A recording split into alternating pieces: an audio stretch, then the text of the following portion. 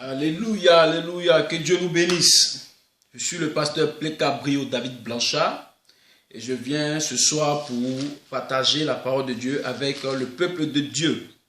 Voilà, les amis de Jésus-Christ en action, que Dieu vous bénisse pour votre esprit d'amour, de solidarité et de justice. Voilà, je vais raconter rapidement une petite histoire. C'est l'histoire du livre de Ruth, cette femme qui a vraiment marqué mon esprit. Vous savez, c'était au temps des juges en Israël. Il y a eu une famine. Et quand il y a eu la famine, il y a un homme qu'on appelait Elimelech, qui avait sa femme Naomi et qui avait deux garçons, Machlon et Kiljon. Voici qu'à cause de la famine, ils ont décidé de quitter leur pays pour aller dans un autre pays et chez les étrangers.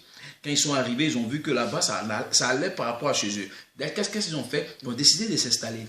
Et après un temps, ainsi que le père décède, et les enfants sont restés, ils étaient grands, ils se sont mariés. Ils se sont mariés et 10 ans après, ils sont décédés. Et Naomi, la mère, est restée seule avec ses deux belles filles, c'est-à-dire l'épouse de Machlon et l'épouse de Kiljon. Donc Naomi a appris après que non, Dieu a visité son peuple et qu'il y a la nourriture là-bas. Donc qu'est-ce qu'elle fait? Elle décide maintenant de rentrer chez elle. Elle appelle ses belles filles pour leur dire: bon, mes belles filles, je vais vous laisser et vous devez rester chez vous parce que vraiment il faut que je rentre, je n'ai plus rien à vous donner. Et une de ses belles filles va lui dire: ah, belle-mère, non, on est avec toi, on reste avec toi. Elle va dire: non, on ne peut pas rester avec moi. Je n'ai même pas d'enfant, j'ai personne dans ma famille que vous pouvez épouser.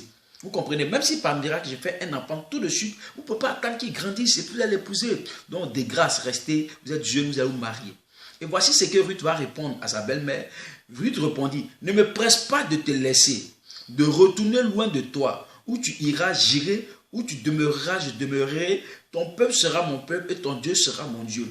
Où tu mourras, je mourrai et j'y serai enterré. Que l'Éternel te me traite dans toute sa rigueur, si autre chose que la mort vienne à me séparer de toi.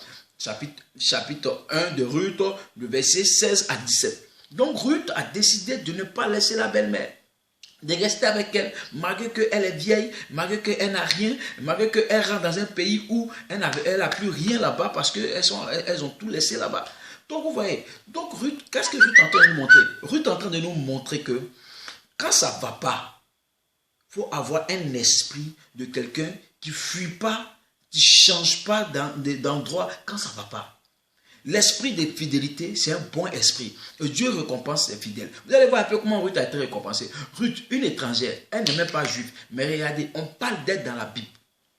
Pourquoi? Parce qu'elle a donné une leçon au peuple juif. Comment? Voici un peuple qui connaît son Dieu. Depuis Exode, ils ont traversé la mer. Qu'est-ce qu'il n'a pas fait? Et il y a une famine et ils fuient pour aller à l'étranger. Je ne sais pas pour garder le nom de leur Dieu.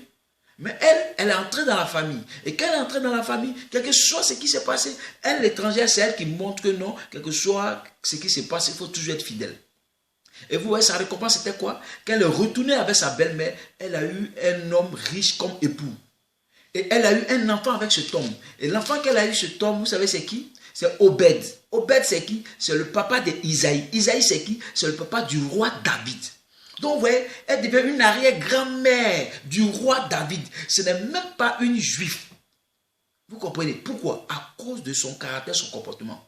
Bien aimé, je veux rapidement nous ramener à comprendre qu'il faut être fidèle. Et pour cette œuvre des amis de Jésus-Christ en action, quels que soient les temps, les vents et les marées, soyons fidèles. Soyons fidèles. Soyons fidèles. La Bible ne dit pas: sois fidèle jusqu'à la mort, tu auras la couronne de vie. Soyons fidèles. Dieu récompense la fidélité. Dieu récompense la fidélité. Et c'est la fidélité qui est recherchée. Donc, bien aimé, voilà ce que je voulais partager. Que chacun s'examine pour voir, est-ce qu'à cause de quoi? Parce que certaines choses ne passaient plus, ils ont abandonné Dieu pour aller se donner au monde. Est-ce que certaines personnes, examinez vos vies, parce que vous voyez que les choses de Dieu sont là, ou bien ça n'allait pas, vous avez décidé de travailler, servir le monde. Bien aimé, le Dieu est le même hier, il ne change pas, et il est fidèle, il est bon. Soyons fidèles comme Ruth, et nous allons envoyer une récompense merveilleuse pour Dieu. Que Dieu nous bénisse, bonne nuit à vous, ciao ciao, au nom de Jésus-Christ, amen.